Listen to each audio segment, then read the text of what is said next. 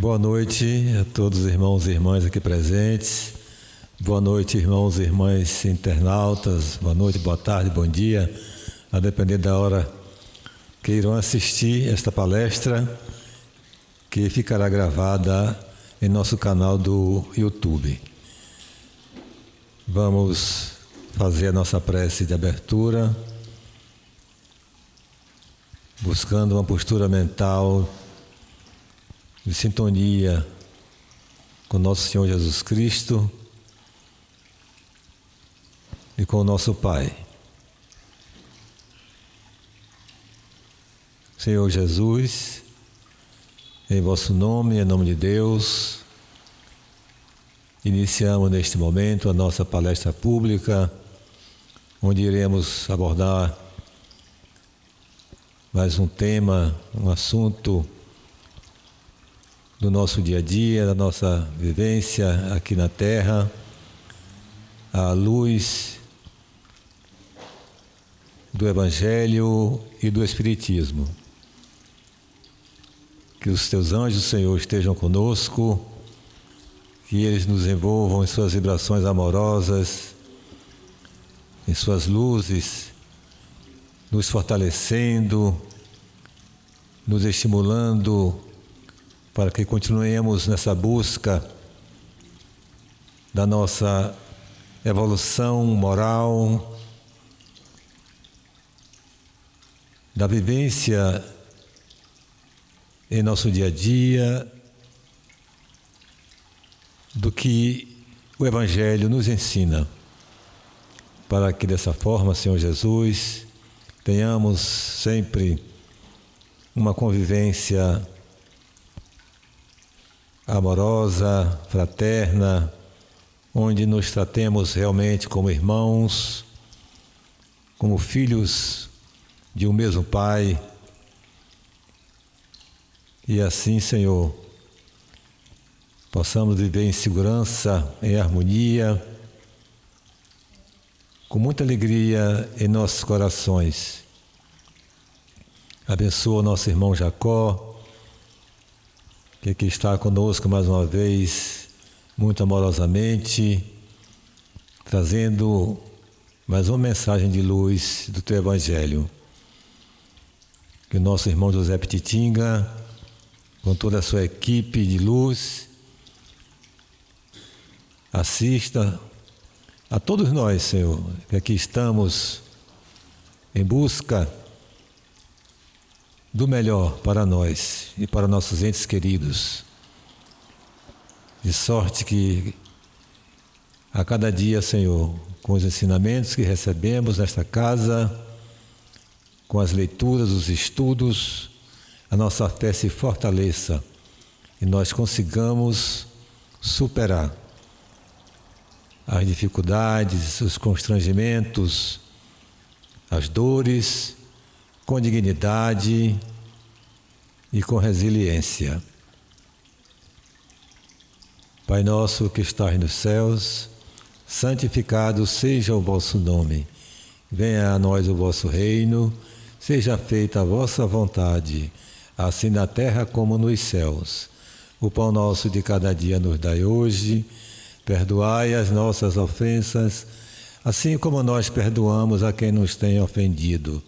Não nos deixeis cair em tentação, mas livrai-nos, Senhor, de todos os males.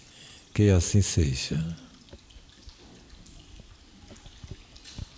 Assim, meus irmãos, minhas irmãs, que a paz de Jesus esteja conosco, em nossos lares, nossos familiares, nossos entes queridos, com quem nós gostamos e com quem nós também não gostamos, porque todos nós somos filhos de Deus, né? E um dia teremos a alegria, essa felicidade de nos vermos e de convivermos como irmãos que realmente nós somos. E eu convido o irmão Jacó para fazer a sua explanação.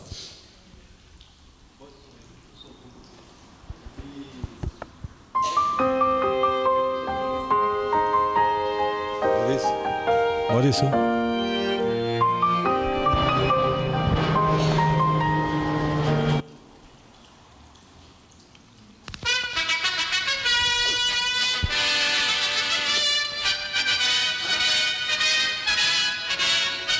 Boa noite, gente. Boa noite a todos.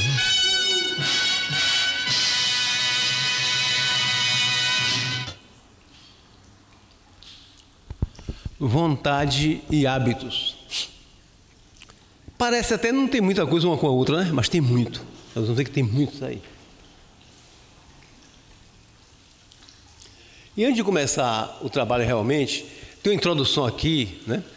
E eu gostaria que vocês prestassem bem atenção, porque é uma coisa muito sutil dentro do movimento espírita que nós não percebemos. Né? Isso é uma colocação de Jorge Lahar, né? Detectou isso. Eu trouxe para vocês aqui, para todos nós, né? Porque isso nos pega de surpresa, né? Vou mostrar para vocês. Então, prestar bem atenção nesse preâmbulozinho, como se fosse um preâmbulozinho que tem aí. Embora saibamos que o Espiritismo seja uma doutrina que está muito focada na transformação moral, nos aspectos referentes à mudança do eu e na busca de a cada dia nos tornarmos melhores. É uma verdade. É uma verdade. Mas sabemos também que o movimento espírita, ele fez um movimento para distante desse pensamento. Olha o problema aí. Olha o problema. Ou seja, nós fizemos, o movimento espírita entende por nós, né? Nós fizemos uma movimentação para distante desse pensamento. Ao longo da história do movimento espírita, nós nos escondemos da transformação moral. É duro ouvir isso. Nos afastamos da transformação moral. Nos escondemos da investigação do eu, nos escondemos da mudança da personalidade, nós fugimos desse processo através da tentativa de encontrarmos na caridade a estratégia para dizer: nós estamos mudando. Nós levantamos a bandeira de que fora da caridade não havia salvação e, em cima de ações em benefício do próximo, nós nos cobrimos com essa bandeira como se isso justificasse toda a desnecessidade de mudança interior. Gente, isso é muito sutil.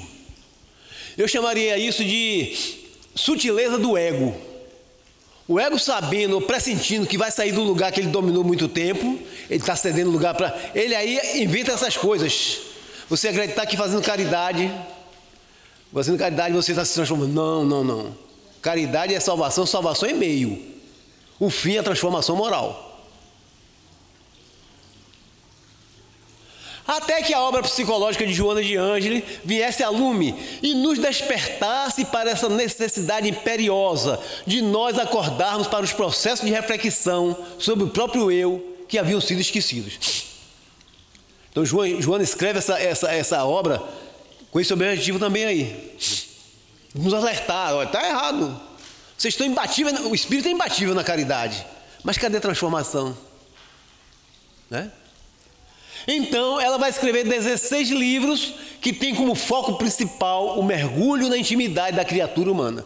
O mergulho, e nós vamos hoje mergulhar com Joana aqui. E essas obras, elas seguem um padrão. Claro, seguem um padrão. A primeira delas é uma discussão sobre Jesus e a atualidade do seu pensamento.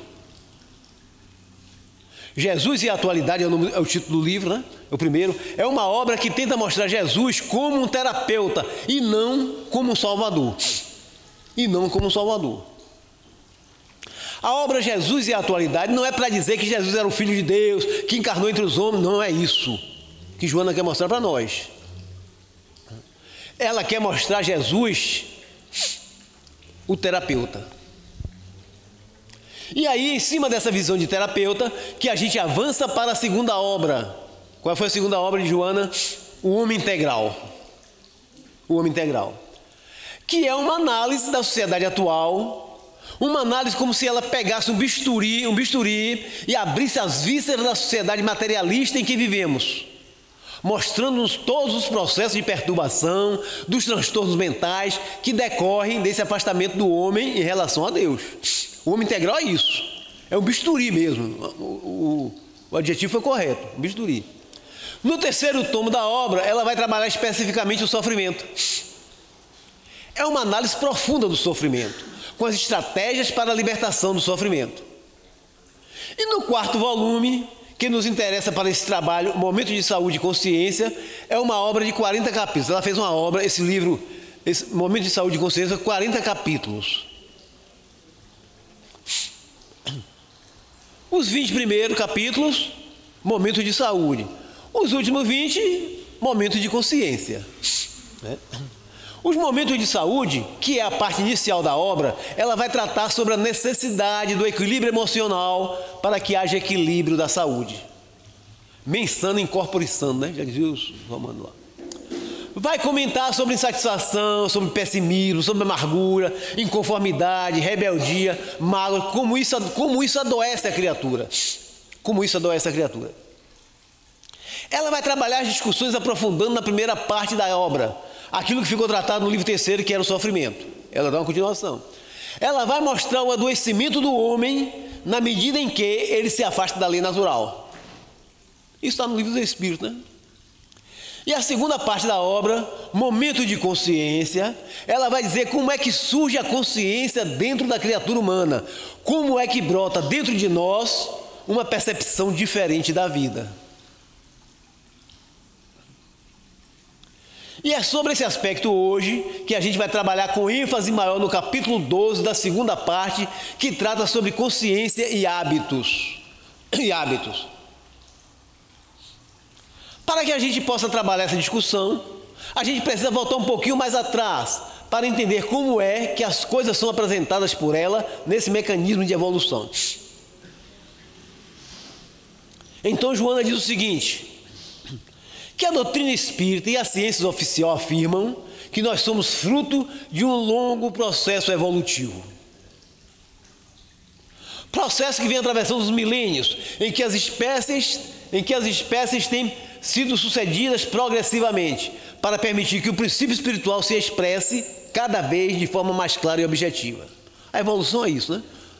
O princípio espiritual vai se projetando, vai se expressando melhor cada vez.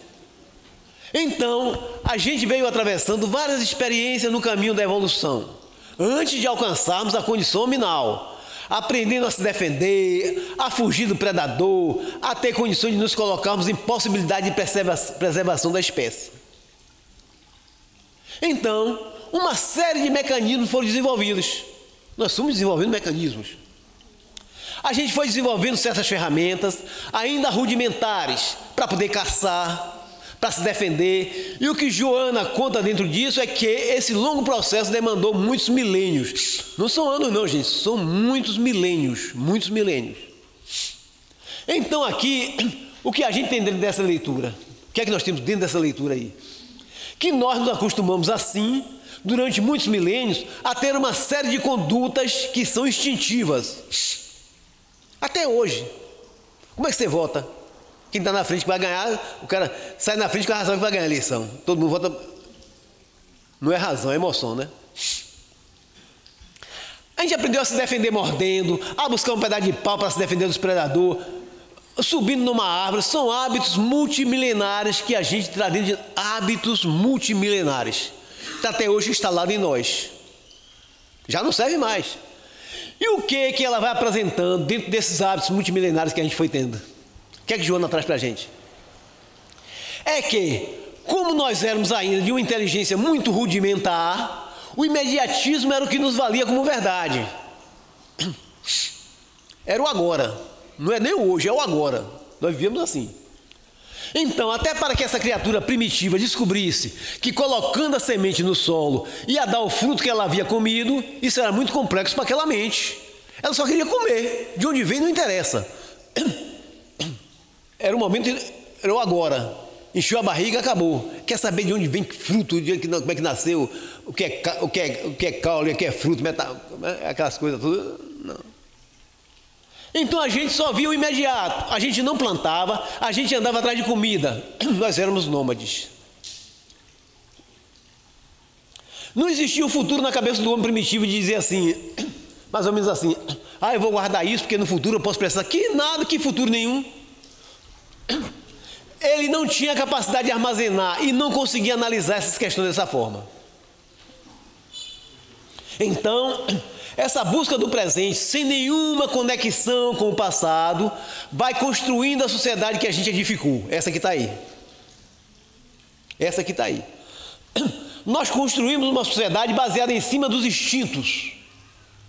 Em cima dos instintos. Não serve mais, mas está aí. E foi nesse mundo instintivo, de procurar apenas aquilo que toca nos 5 sentidos, aquilo que eu posso cheirar, tocar, ver, ouvir, sentir o sabor. Nada fora disso eu entendia. Nada fora disso a gente entendia. Foi dentro dessa estreita visão que nós nos focamos especificamente no mundo sensorial. E o mundo dos sentimentos, do raciocínio, o mundo da emoção, da reflexão, ele foi esquecido de nós. O homem primitivo, ele não tinha muita ideia de fazer uma reflexão, de fazer uma medida refletindo sobre o futuro. Exemplo, se nós fizermos isso hoje, amanhã ele pode nos atacar.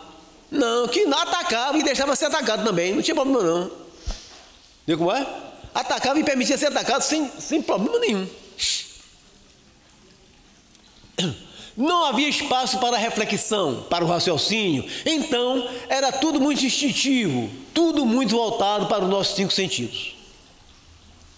A ciência oficial nos fala que o cérebro tem 2 hemisférios, lado direito e lado esquerdo. É isso? Todo mundo sabe disso. Todo mundo sabe que tem o lado direito e o lado esquerdo dele. Mas o lado esquerdo e o lado direito do cérebro, embora fisicamente sejam parecidos, muito parecidos, eles exercem funções diferentes. O lado esquerdo toma conta do que acontece do lado direito do corpo e o lado direito do que acontece do lado esquerdo do corpo. Então eles são cruzados sim. São cruzados sim. Se você tem uma lesão no cérebro do lado direito, a perna esquerda tem problema. Se a lesão é do lado esquerdo, aí a perna direita tem problema. Então é cruzado, mas não é só essa a diferença. Não é só essa a diferença. A natureza das informações que são armazenadas no cérebro, elas não são iguais, elas são diferentes. Aqui armazena uma coisa, aqui armazena outra. O lado esquerdo do cérebro cuida das questões fundamentais, imediatas e sensoriais do cérebro. Oba, é esse lado aqui que nós desenvolvemos. Esse lado aqui. E foi esse lado esquerdo do cérebro que nós cultivamos e expandimos ao longo de toda a história da humanidade. Mas por que isso? Porque tinha que conseguir comida, ele tinha que conseguir ter território, tinha que vencer seus inimigos, ele tinha que construir casa, tudo desse lado, está tudo aqui. Fazer espada, ele tinha que se defender do mundo que lhe parecia tão hostil. Essas coisas tudo estão armazenadas, é o agora, é hoje, o agora, o interesse pessoal está tudo aqui. Veja a complicação. Nós nos ocupamos de desenvolver apenas um lado. E o outro lado? Até hoje nós estamos tendo dificuldade. Até hoje. O lado da emoção, da intuição, da reflexão, da análise, do amor, da fraternidade, da solidariedade, esse não deu não. Até hoje está tendo dificuldade, né? Isso. Se a gente pudesse ver o nosso cérebro de acordo com aquilo que a gente usa, a gente teria um lado esquerdo parecendo uma melancia e um lado direito que parecia uma ervilha. Se fosse em relação ao uso, só mensurasse, aconteceria isso. Porque a gente não usa o lado direito. Não usa. Diz Joana aqui, isso fez com que a gente fosse progressivamente esquecendo o lado direito e fosse abandonando a nossa hominalidade para nos abraçar com a nossa animalidade. Olha o resultado aí. Olha o resultado aí. Olha o resultado. E essa situação permitiu como que, na nossa história de vida, nós vivêssemos o império das imperfeições dentro de nós. Claro, só o lado esquerdo. A história da humanidade, se você for ver, é a história da imperfeição humana. É a história da imperfeição humana. Se você abrir as páginas da história para ler, o que é que você lê lá? Sangue, tirania, violência, arbítrio, escravidão, crueldade, violência de todas as espécies, subjugação do mais fraco, invasão de países sem propósito nenhum, só pela sangue terrena. Até hoje é assim. Até hoje. A gente tem que mudar, Joana disse que a gente tem que mudar isso tudo. Quantas famílias destroçadas, quanto ódio, quanta gente foi esbagaçada nessa história que a gente foi construindo, onde a gente só enxergava esse imediatismo, essa impulsividade. Acreditando que para que eu pudesse sobreviver na vida, eu tinha que destruir o outro, invadir, matar, estuprar, não tinha problema nenhum. É para eu vencer que eu faça isso. E o que faz Jesus, agora, tem que botar Jesus no meio, né? E o que faz Jesus para que a gente pudesse não enlouquecer na matéria, não se perdesse no labirinto das imperfeições e que a gente conseguisse sair de onde nos encontrávamos? Ele é o governador do planeta, ele que toma sua medida lá, né? E o que foi que ele fez? Ele mandou seus embaixadores. Nunca faltou na terra embaixadores do Cristo. Espíritos que vieram para nos tirar dessa situação. Em todas as culturas do planeta, houve alguém que veio com a missão de ensinar as questões espirituais, ou seja, a ensinar a gente a desenvolver o lado direito, esse lado esquecido. Vieram para isso. Quando Jung estudou o comportamento das criaturas, ele disse que ele estava muito surpreso de perceber que haviam 3 verdades que haviam atravessado todas as culturas. Como é que é possível uma verdade atravessa todas as culturas, se nem se comunicavam naquela época, né? Verdade número 1, que existe uma divindade. Todas as culturas do planeta sempre tiveram esse pensamento. Tem uma divindade. Verdade número 2, nós temos uma alma que é imortal e que depois da morte vai sobreviver. Todas as culturas têm isso. Verdade número 3, o amor é a regra de conduta para as criaturas. E Jung dizia assim, olha, eu fico impressionado, porque não são povos que nunca tiveram contatos, nunca se viram e que de repente apresentam verdades assemelhadas. Por que isso? São povos que se mostram com os mesmos padrões de crença, pode ser um politeísmo, pode ser um monoteísmo, sempre tem uma divindade para tomar conta das criaturas. Quem comunicou a outra? É complicado, né? E as criaturas sempre têm uma alma, que quando vem a morte, essa alma sobrevive à morte. E em todas as culturas existe a regra que o amor deve ser seguido. Sempre existiu em todas as culturas, o amor deve ser seguido. Essa regra chamada regra áurea, ela está espalhada por todas as culturas do planeta. E isso deixou Jung surpreso demais. E ele dizia assim, é impressionante como isso acontece. É impressionante. E os espíritas sabem que em função dos embaixadores que Jesus mandou. Jesus espalhou embaixador pelo mundo todo, né? Pelo planeta todo. Porque os embaixadores celestes, eles precisavam, naturalmente, de uma condição tal em que eles pudessem efetivamente deixar uma mensagem para o povo que seguisse na direção do bem. E como eles eram enviados celestes, as suas mensagens eram parecidas, não eram iguais, mas parecidas. São mensagens que vieram do Cristo, direto do Cristo. Pode ser que elas tivessem rituais diferentes, detalhes diferentes, mas o eixo era o mesmo. Buscar uma divindade, a imortalidade da alma e o amor como regra de conduta. Então os emissários de Cristo espalhou isso. E Jorge Elarrat diz que acrescentaria mais uma. Jung arranjou 3, Jorge Elarrat já arranjou mais uma. Uma quarta que várias culturas tinham. Verdade número 4, e verdade de Jorge Elarrat. Depois da morte, as almas são julgadas pela divindade de acordo com o código do amor. É verdade, Elarrat está certo. Também está em todas as culturas. Em todas as culturas do planeta existe o julgamento após a morte. Os que cumpriram a lei da divindade vão para um lugar bom. E os que não cumpriram vão para um lugar de sofrimento. É impressionante, mas isso se repete também, embora Jung não tenha falado em diversas coisas, mas Jorge Elarrat colocou aí para a gente, um quarto, né? O julgamento após a morte. Então, nós criamos diversos hábitos, diversos hábitos, e nos aferramos a eles. E Jesus, como resposta a esses hábitos, mandou os embaixadores divinos, os prepostos do bem que estiveram conosco, só para nos ajudar a desenvolver esse lado direito. Eles trouxeram sua mensagem e aí vai acontecer uma coisa muito interessante. Olha, os camaradas vieram para ajudar você a desenvolver o lado direito, né? Que a gente não tinha dado atenção nenhuma. Eles vieram para pregarem o bem. Porque o homem havia esquecido o lado direito do cérebro, havia esquecido a espiritualidade. Então ele manda esses homens para ensinarem. Só que nós somos tão ruins, mas tão ruins, que a gente pegou todas as religiões e materializamos todas. Todas. Ou seja, aquilo que era para educar esse lado, reforçou foi o de cá. Inverteu tudo, né?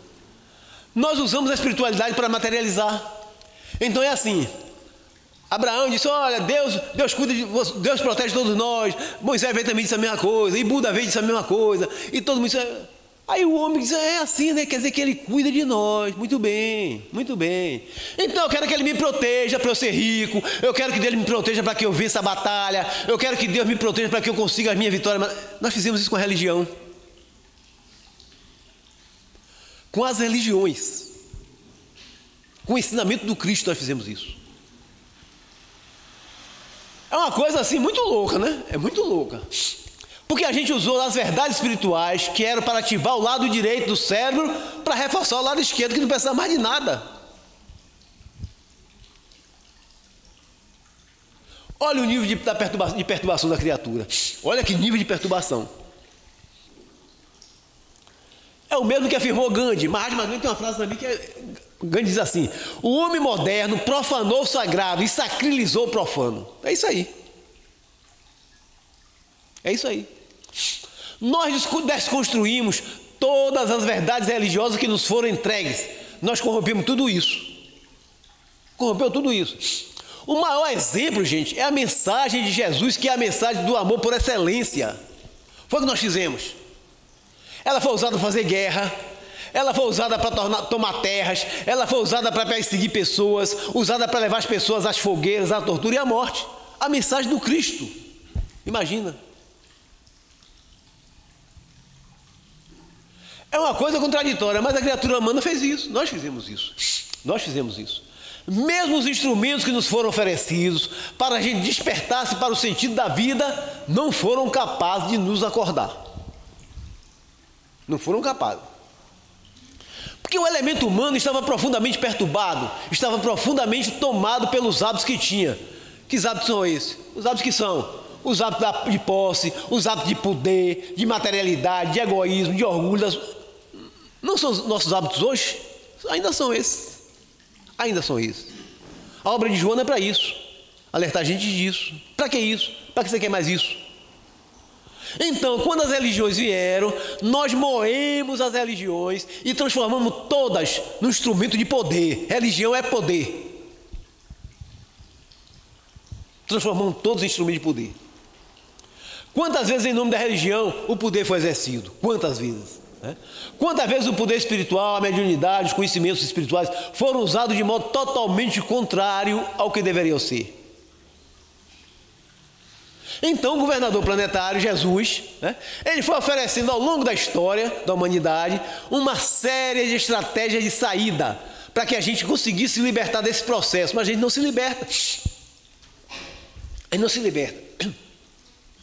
Os hábitos estão muito arraigados em nós, é muito difícil. Olha, vontade e hábitos.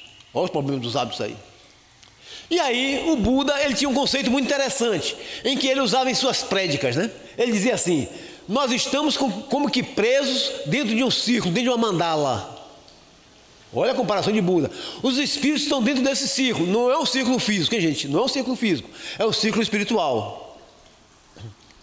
As experiências se repetem. Você está dentro de um círculo, você passa pelo mesmo lugar mais de 1000 vezes, não sai daquilo ali. Como é que chama? Espiral, né? Você gira a espiral. O Pietro Baldi diz isso também. Eu tenho ódio dele, ele tem ódio de mim, eu mato ele, ele me mata, eu volto, ele me mata, eu mato ele, eu brigo ele, eu acabo com ele, ele acaba comigo. É isso. Dentro de uma roda. Então a gente fica preso, vivendo as mesmas experiências em inúmeras encarnações sucessivas, repetindo os mesmos erros. Não sei se é Emmanuel, parece que diz assim: a criatura humana não tem nem criatividade para criar novos erros, repetem os mesmos erros.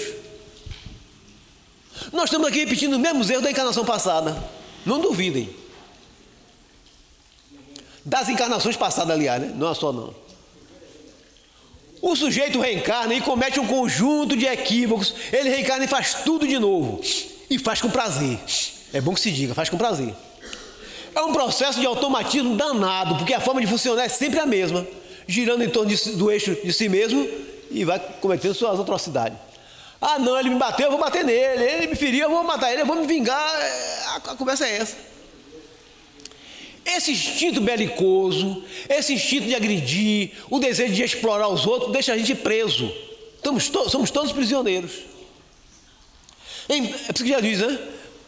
Conhecereis a verdade e a verdade vos libertará. Porque estamos presos nessa roda aí. Estamos presos. Então, mesmo com tantas oportunidades de desenvolvimento, a criatura humana ficou presa dentro da mandala. Só tem uma forma de sair da mandala.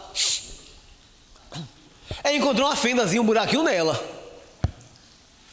Né? Eu estou preso dentro dessa mandala, me batendo até que eu vejo um furinho, aí eu passo por esse furo e me liberto. Isso, gente, é libertação, isso é salvação.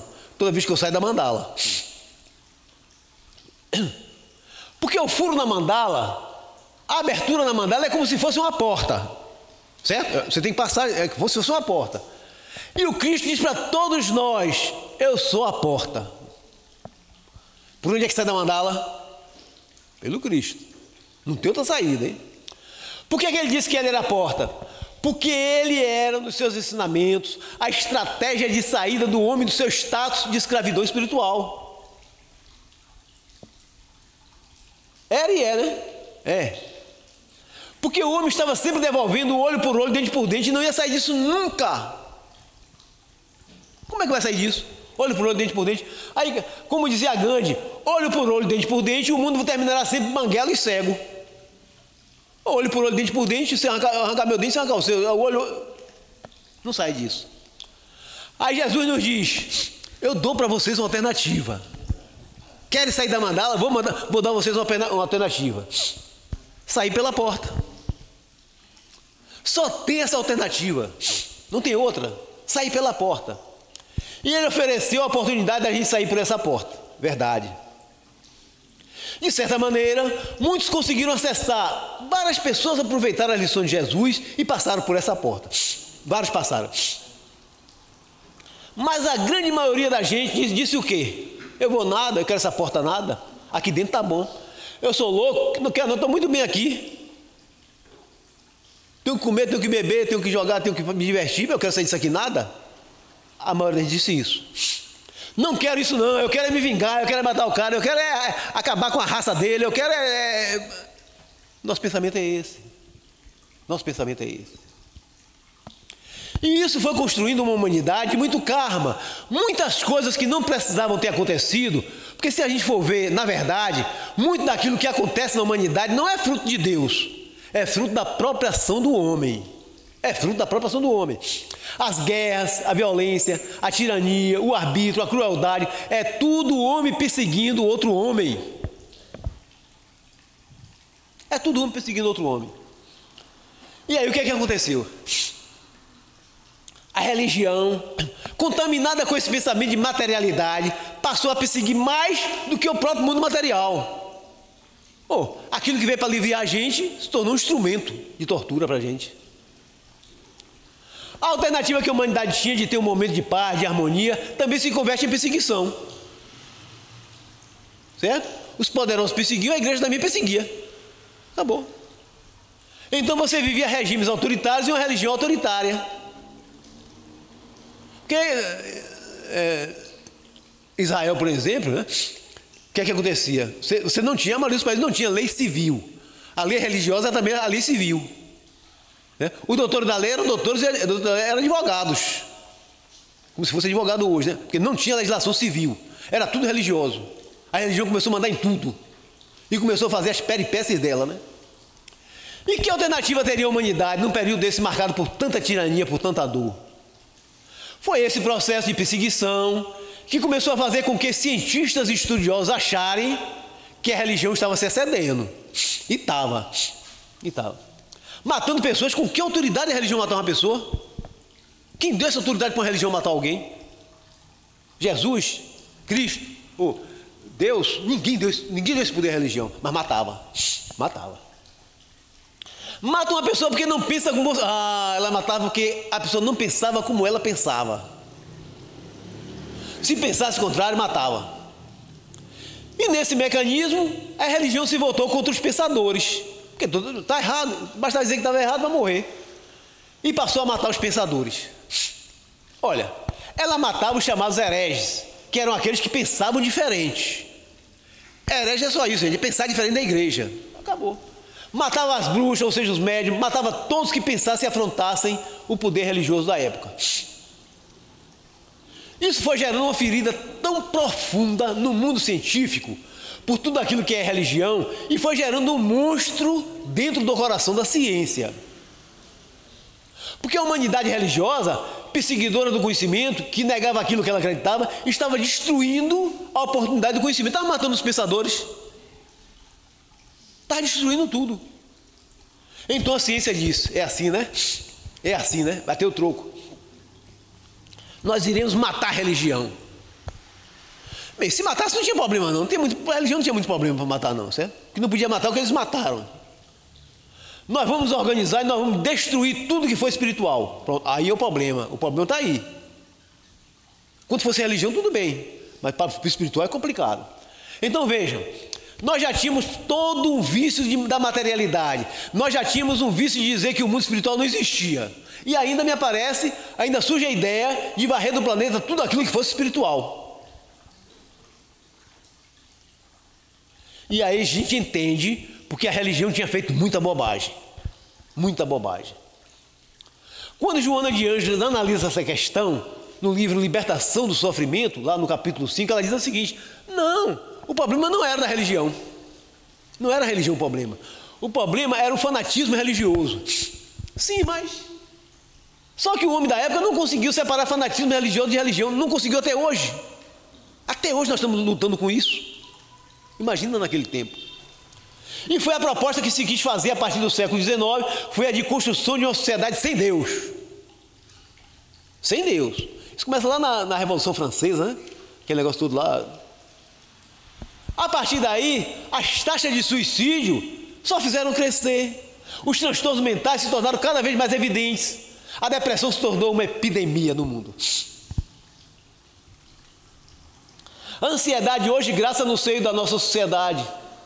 Vivemos um grave momento de vazio existencial, de falta de propósito de vida, porque sequestramos do homem o sentido da sua própria existência.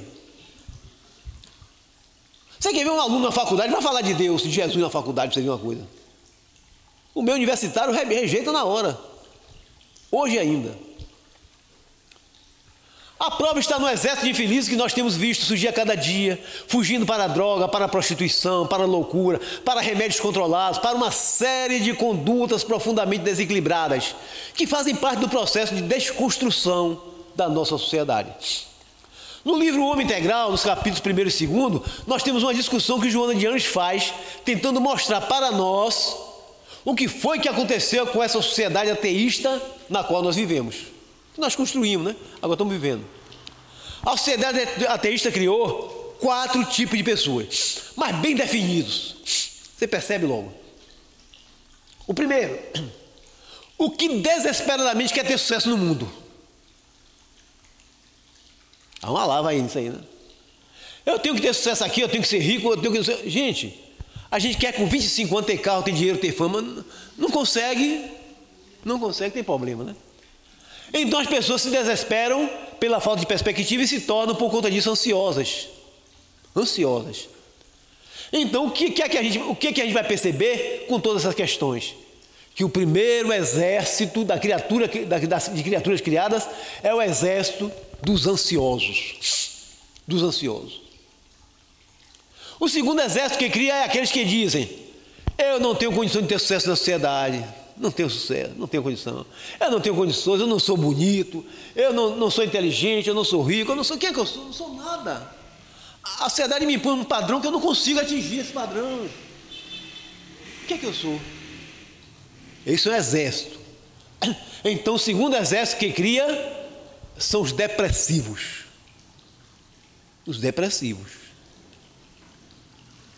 se acha feio, se acha pobre, se acha não sei o quê, não quer lutar, não quer não sei o quê, vai depressão. O terceiro exército é o exército dos revoltados, dos rebeldes. Ih, rapaz, quando chega numa faixa assim, 17, 16, 17,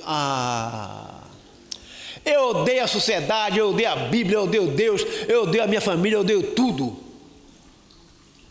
A única coisa que eu não odeio, mas não odeio, é odiar. É odiar. Porque eu amo odiar. Eu quero que chova pólvora 30 dias seguidos, só para eu riscar o fósforo, né? Eu quero tocar fogo no mundo, eu quero pichar as paredes, eu quero destruir a sociedade. Tem um exército de pessoas assim, nessa situação. E o quarto grupo é o grupo das almas que, de certa maneira, conseguiram se libertar desse pensamento, porque tem a compreensão de seres almas imortais. E aí vem a grande pergunta. Eu quero ir para esse quarto grupo. Eu quero ir para esse quarto grupo. Como é que eu consigo chegar a ter essa consciência desse quarto grupo aí? E aí Joana de Ângeles, no livro Plenitude, nos oferece ali os ingredientes para que a gente consiga fazer essa transformação, adquirir essa consciência do quarto exército. Quando nós nos afastamos da lei de Deus, a gente sofre miseravelmente. Na medida em que eu me afasto da lei de Deus, eu vou ser infeliz. É o que nos diz o livro dos Espíritos na questão 614, né? E vai ser infeliz, vai continuar infeliz, até a hora que disser, eu não suporto mais sofrer. Eu não suporto mais. Enquanto não chegar nesse ponto, vai sofrer sim, vai sofrer. Enquanto disser, não, eu não quero nada disso, eu não quero perdoar, não vou perdoar, ninguém merece meu perdão, eu vou perdoar a coisa, vai sofrer, vai sofrer. Eu não vou ajudar, eu não vou fazer o bem, vai sofrer, vai sofrer. Então, toda essa história que a gente construiu da humanidade edificou uma sociedade profundamente infeliz. Se você fizer um retrato da sociedade, um raio-x da sociedade, é tremendamente infeliz. É preciso fazer virada de chave para que essa sociedade saia para um novo patamar de consciência. Esse é o objetivo dos 16 livros de Joana de Ângeles. Olha, todo o Evangelho de Jesus, né? O patamar de consciência dela, de descoberta de que ela precisa mudar, vem com sofrimento. Infelizmente. Poderia não vir. Claro que poderia não vir. Não é necessário sofrer para aprender o bem. Não é necessário sofrer.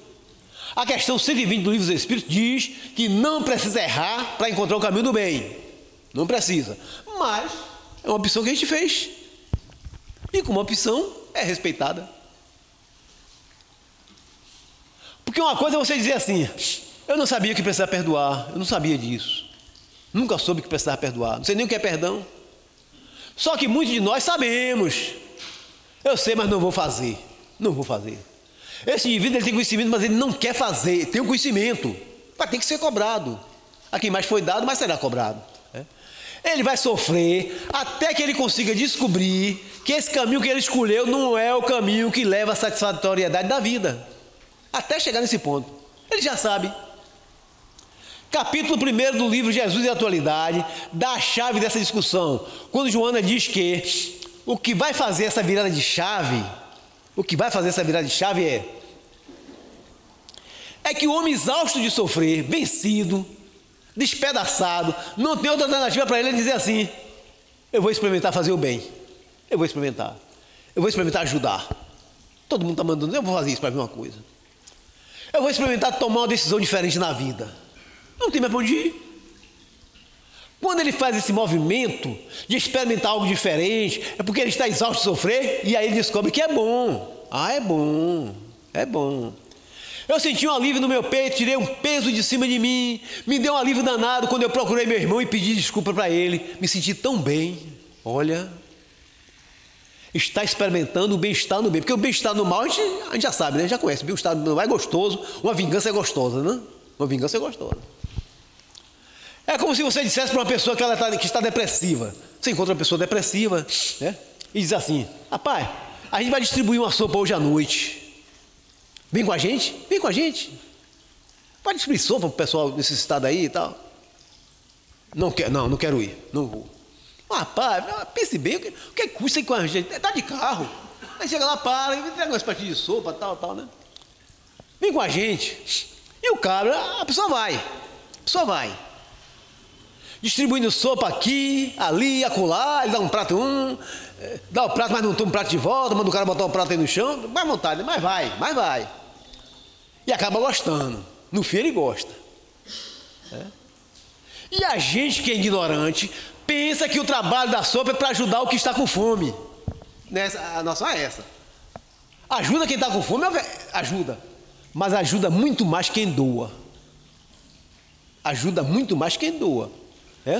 Porque a pessoa que estende um prato de sopa, ele experimenta uma emoção pelo fato de ser útil. E isso é o antídoto do processo depressivo, pela descarga da ocitocina. A ocitocina é um hormônio, chama hormônio da felicidade, né? No depressivo está... Então, se você faz isso, você se sente útil, a ocitocina sobe, você fica alegre. Então, é um mecanismo que vai acontecendo, ele sente que é legal fazer aquilo e tem vontade de fazer de novo. Então, voltando para Joana de Ângeles, ela diz o seguinte, que existem 4 coisas que a gente precisa trabalhar para chegar a esse ponto. 4 coisas. Na verdade, 3, né? Que vai resultar numa quarta. Primeiro elemento que eu preciso fazer para a mudança. Vontade. Olha, sem vontade você não ensina nenhum processo de ordem espiritual. Material já é assim. Se você não tiver vontade de chegar na loteria e fazer um bilhete, você nunca vai ganhar na loteria. Mas você... Aliás, é Emmanuel que diz, né? Eu fiz até uma palestra sobre isso aqui. Trabalho sobre isso. O ser humano tem vários departamentos na sua mente. Vários departamentos. Departamento da LGO, departamento não sei o quê. Mas você tem um departamento que deve sobrepor, deve coordenar todos os outros departamentos. É o departamento da vontade. Esse é o departamento fundamental. Então eu tenho que desenvolver a vontade. Porque vai dar um trabalho danado para você refazer isso. Olha, porque geralmente pensamos assim. Vai ter um curso de autoconhecimento, é mais ou menos assim. Vai ter um curso de autoconhecimento no final de semana com Jorge Elahá e Haroldo Dutra, lá na federação, e quando eu voltar já estou autoconhecido. Vai ser o dia todo, vai ser uma beleza. A gente vai voltar lá já autoconhecido. Para aí. Não vai assim não. Não é verdade. Autoconhecimento é trabalho para várias encarnações. Tudo bem, um curso no final de semana ajuda, dá uma despertada, mas nada, não passa disso. É muito profundo o autoconhecer-se. Então precisa de ter vontade, de ter perseverança. Porque você é a pessoa, se não desiste, eu tenho que parar de me drogar, eu tenho que parar de brigar com minha esposa, de brigar com minha sogra, eu preciso ter uma forma de tratar melhor meus filhos. É brincadeira isso? É lá no fim de semana e voltar? Para voltar por cima dos seus próprios passos, tem que ter força e muita vontade. Você passou milênios construindo isso e agora você vai apagar isso de uma hora para outra. Não apaga, não tem como deletar, não tem como deletar. E aí entra o tema do nosso trabalho, que é o seguinte: como foi que eu cheguei a essa condição de ser assim? Como foi que nós chegamos a essa condição de sermos assim? Porque nós construímos hábitos. Só que eu construí esses hábitos durante muitos milênios. E o que eu quero fazer agora é construir novos hábitos. O que eu preciso fazer é construir novos hábitos.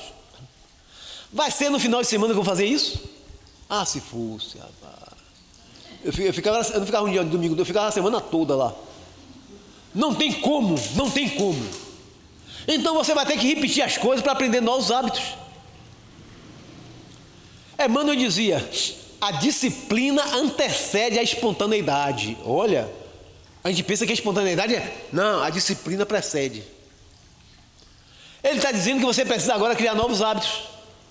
Estou no trânsito, o cara me fechou, aí eu quero bater, eu chuto a porta, eu meto a mão na cara do sujeito, eu puxo o revólver, eu chamo o guarda. É uma confusão danada. O que você faz com isso? Mas por que você é assim? Por que nós somos assim? É um automatismo de milênios. Ele não consegue funcionar de maneira diferente. Então agora a gente tem que criar novos hábitos. É difícil. Por isso que o primeiro ingrediente para esse processo é você se vestir de vontade. Vestir de vontade e dizer assim: eu vou mudar. Impregnado de vontade. E de onde vem a minha motivação? Do prazer que eu sinto no bem que eu faço. Aí é por isso que o prato da sopa entra aí. O estendeu a sopa entra aí. a felicidade do bem que eu faço. As pessoas, quando começam no movimento espírita, dizem assim, muitas vezes acontece isso, né? A pessoa chega aqui, me sinto tão bem vindo aqui. O que é que ela está dizendo para a gente? Chega para você, eu estou me sentindo tão bem vindo aqui. É o primeiro dia, não, já a quarta vez que eu venho aqui, mas estou me sentindo tão bem. O que ela está dizendo? Elas estão fazendo essa promessa de mudança, esse processo de mudança. Ela está criando novos hábitos, que ela não tinha esses hábitos. Ela não tinha esse hábito de vir para uma casa espírita. Ou para uma igreja, em qualquer lugar. Ela não tinha esse hábito. Está criando um novo hábito. Se sente bem.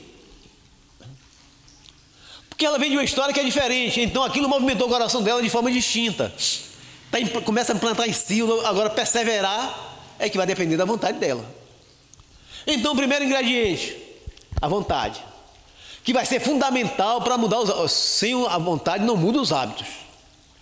O segundo ingrediente, Joana de Ângeles diz que não dá para fazer um processo de mudança, de reforma íntima, sem esse elemento. Que foi aquele elemento que a ciência tirou da gente. Chama-se espiritual. Porque ela diz o seguinte: se você acha que é só o corpo que vai morrer, que você não tem espírito, que não tem Deus, que não tem nada, é muito difícil de recuperar. Por exemplo, você está passando na rua, vê um cara com um revólver na mão, com uma faca na mão, né? Ameaçando meu amigo Pedro Paraíso, porque ele quer se vingar de Pedro Paraíso. E aí você tenta aconselhar ele, tira a vingança da cabeça dele, não, Pedro é assim mesmo, rapaz, não. É difícil, você não consegue. Você não consegue. O cara já está doido procurando Pedro, né? Mas se você tem conhecimento espiritual, o que você faz? Fica mais fácil conversar. Você vem cá, meu amigo, senta aqui, senta aqui. Deixa eu te explicar direitinho. Veja bem. Você quer odiar Pedro Paraíso? Tudo bem, não tem problema nenhum. Você pode odiar, mas ele vai ser teu irmão ou filho na próxima. Eu quero ver o cara. Não tem quem resista. O cara guarda o revólver, vai embora e acabou. Meu irmão ou filho na próxima? De jeito nenhum. Aí você vai dizer o quê? Então, se você não quer que ele venha na próxima, o seu irmão ou filho, tome uma atitude dessa encarnação, para que ele não fique vinculado à sua história de vida. Isso é muito importante, gente. É muito importante. Mas tem que ter espiritualidade. Se não tiver, como é que você vai resolver isso? Então, o conhecimento espiritual é o que vai verdadeiramente nos convencer a mudar. Muitos hábitos você vai tirar com o conhecimento espiritual. Quantos hábitos eu já deixei? Quantos hábitos vocês já deixaram para trás? Já não faz mais. É por isso que os grandes religiosos, os grandes homens que Jesus nos enviou, falam todos a mesma coisa. Olha, tem lei de causa e efeito. Olha, tem reencarnação, para que a gente pudesse cair em si. Isso está na boca de Buda, de Cristo, de Sócrates, de Hermes Trismegisto do Egito, da Cabala, dos Védas, na boca de todo mundo. Isso aí. A ideia da reencarnação ela é muito antiga, está nas mais diversas culturas, gente. As pessoas pensam que o Espiritismo trouxe a reencarnação. Então é um conhecimento que se alastrou pela humanidade para que a gente se convencesse que não podia odiar. Não pode odiar. E é aqui que surge esse segundo elemento, que é o processo de busca do espiritual. O terceiro elemento, que é apresentado dentro da obra de Joana, é contato com a natureza. O que é que tem a ver? Mas um contato real. Não é andar pela floresta, dar mergulho no rio, não é só isso não. Por que eu preciso disso? Para que Joana me diz isso? Para me conectar com o divino, com o sagrado, eu preciso andar descalço, tomar banho de cachoeira, banho de mar, ouvir o canto dos pássaros, contemplar o céu e as estrelas, encantar-me com a natureza. Mas é viver ser aquilo. Não é entrar na floresta e sair do outro lado igual um brutamonte, não. Por que isso é importante? Porque quando eu mergulho na natureza, eu digo, meu Deus, olha, meu Deus, que maravilha, que majestosa criação. Que perfeição. Você vê uma abelha polinizando uma flor, tirando de uma flor, você fica abismado. Bem, aí sim. Eu sou obrigado a reconhecer e em reconhecendo eu me conecto com o Criador. Meu Deus, você fica extasiado, você fica... Né? Não tem como eu ter um contato desse profundo e dizer assim, tudo isso é fruto do acaso. Não tem como mais, não tem. Porque você se apaixona pela vida. Qualquer coisa que você faça, que você se aproxime da obra da criação e contemple essa obra, faz com que você se conecte com o divino na mesma hora. Isso não custa dinheiro nenhum.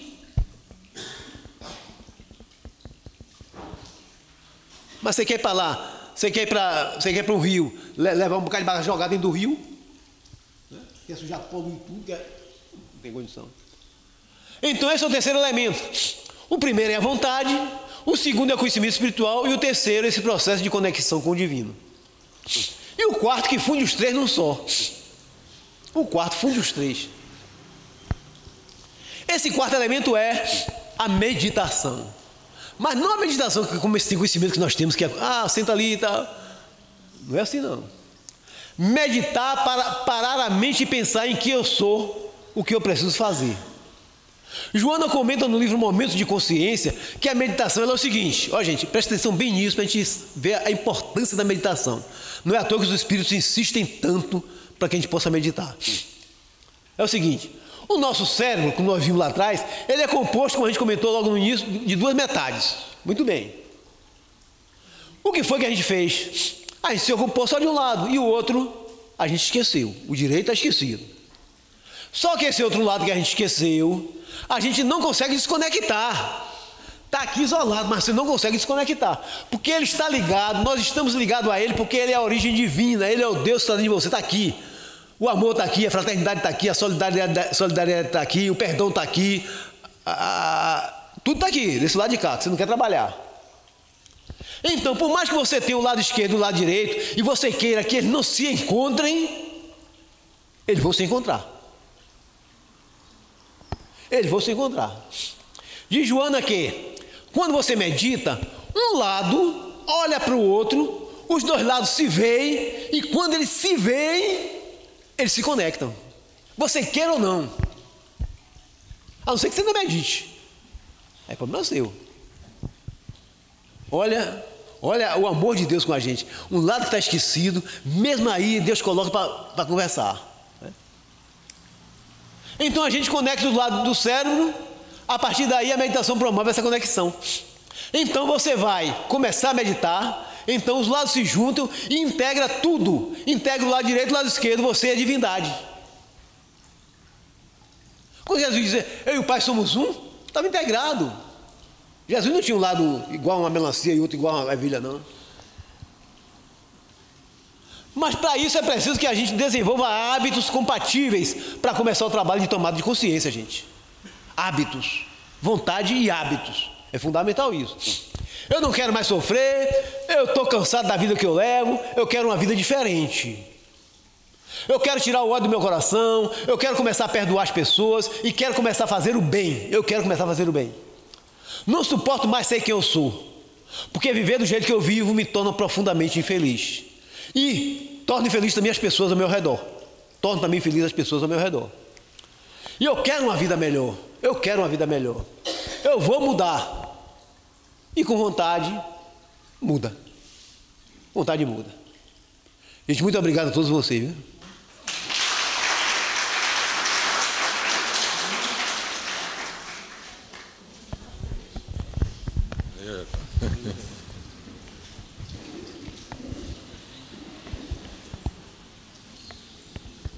Então, os nossos agradecimentos ao nosso irmão Jacó por esta palestra maravilhosa, né? Como todas as suas palestras, né? Elas deixam sempre assim conteúdos, subsídios, né? Que servem de rumo, de orientação para todos nós, né? Essa palestra de hoje mesmo, né? Quantos esclarecimentos o nosso irmão Jacó nos trouxe. Que Jesus te abençoe, meu irmão, te fortaleça cada vez mais para que você esteja sempre aqui conosco, nos trazendo essa luz. Antes dos avisos, eu vou...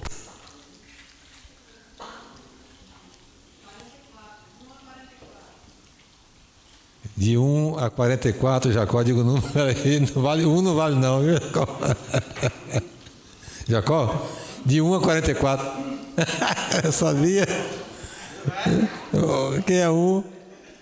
É Maurício? E aí, Maurício, vai ficar ou vai doar? Vai doar para outra pessoa? Pronto, Maurício doou, Jacó. Então, dona Marleide, um número, por favor. 40.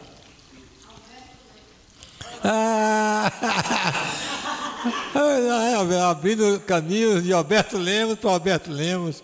E vou oferecer Pronto, muito bem. Então, Jacó, diga outro número, por favor, Jacó. 2. Pronto, meu irmão. Parabéns, viu? Ele é o autor do livro, viu? Caso a senhora queira um autógrafo, ele está à disposição, viu? Ok, gente, então, muito obrigado a nosso irmão Alberto. E vamos agora aos nossos avisos.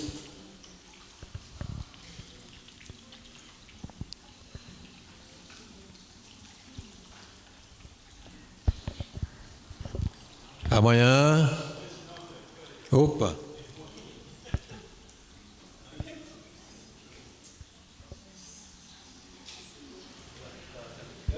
Jacobo, um abraço, meu irmão.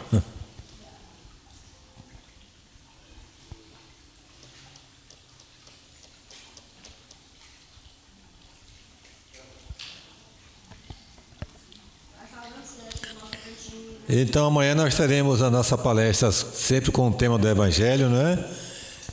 Também aqui nesse salão, às 19 horas, né? Como lembrou a Dona Marileide, né? Nossa cantina lá embaixo, nos aguardando com quitutes maravilhosos, né? E com certeza vocês vão gostar. Então, o café é cortesia da casa, né?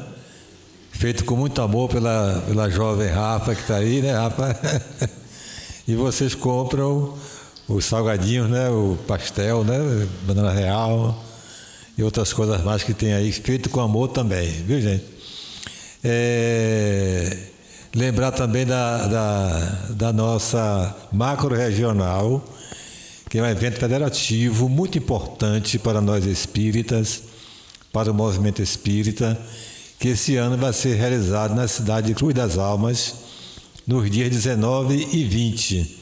É um momento, um encontro, né, das regiões aqui de Feira de Santana, Santo Antônio de Jesus, até a ilha, né, e o Vale do Jiquiriçá, a região de Cruz das Almas e a região de Valença. Então, essas regiões, os espíritas dessas regiões se encontrarão em Cruz das Almas nos dias 19 e 20. É um momento muito importante de troca de conhecimentos, de experiências. Vamos também ouvir a Federação Espírita do Estado da Bahia, os planos de trabalho, né? As novidades que tem dentro da doutrina do movimento espírita. Então é um encontro, gente, de suma importância para nós. E ali pertinho, né? Cruz das Almas, começa às 8 horas, vai até sábado por volta de 19 horas, né? Para quem vai ficar para o café, né?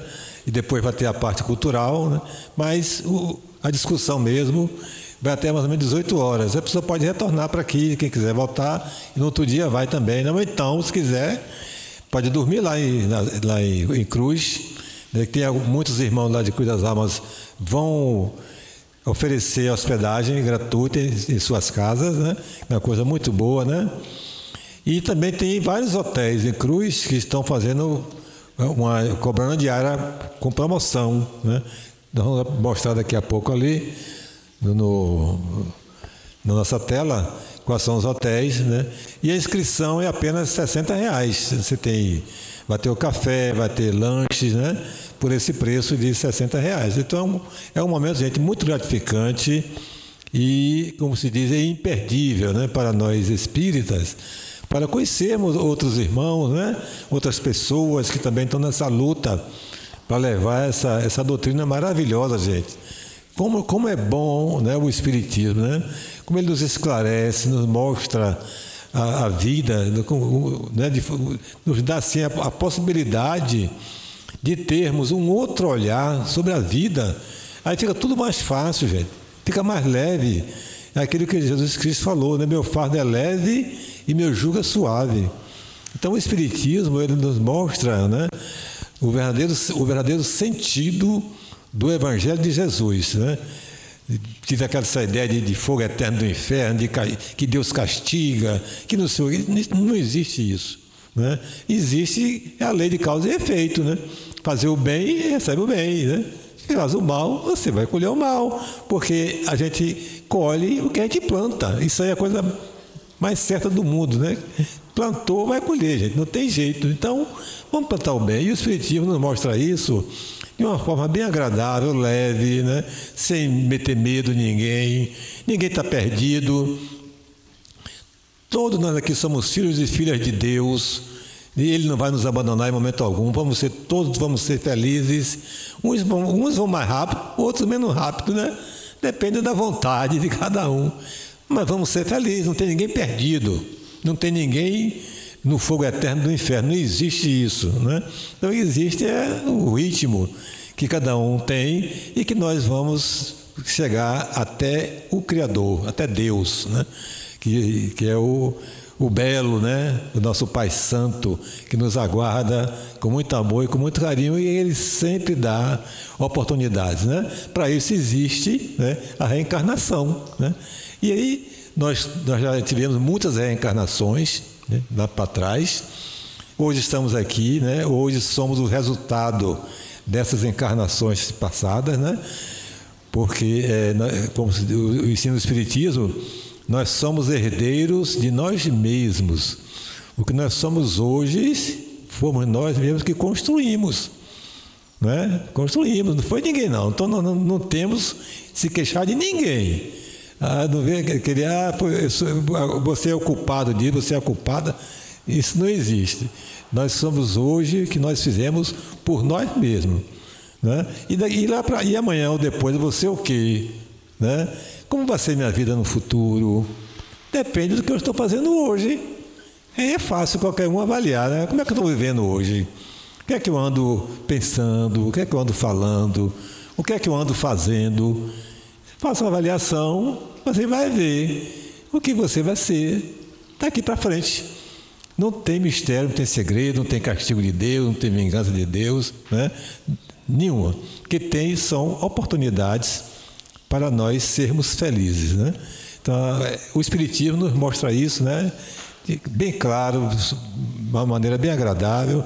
A literatura espírita, nossa livraria, é uma literatura riquíssima, abrange vários aspectos da vida, né?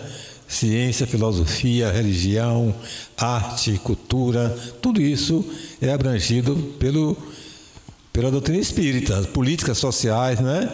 O Espiritismo não se envolve assim, com políticas partidárias, aí, né? Mas política de maneira geral, sim, né? Faz parte da vida da gente. Entendeu, gente? Então, chegou aí, já falei da marca regional, né? A inscrição, gente, até o dia 10/7, até quinta-feira, né, dona Lady? Vocês podem anotar aí cadê o site, né? Onde é? Até o Zap ali, né? Inscrições ali, no CR5. Tem o Zap ali, você pode entrar no Zap. Tirou?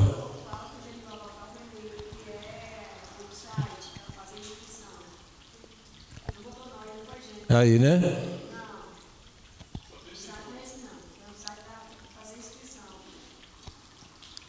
Não está aí não, Genival?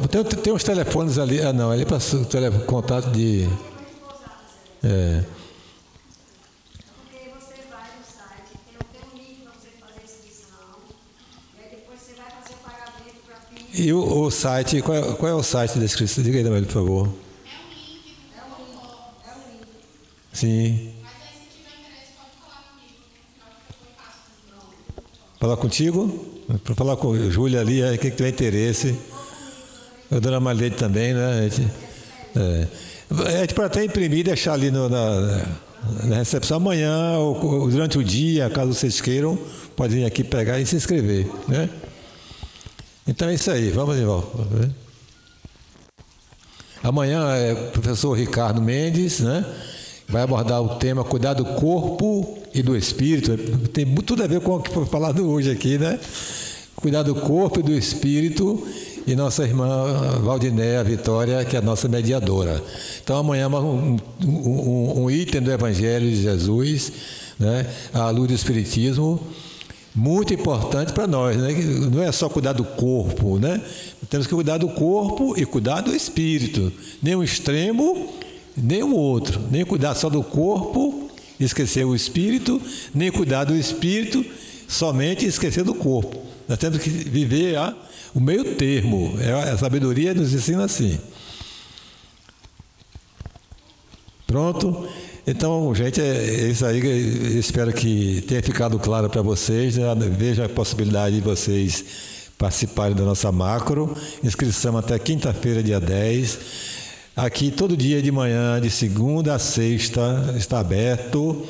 Das 9 às 10, fazemos um estudo do Evangelho, né?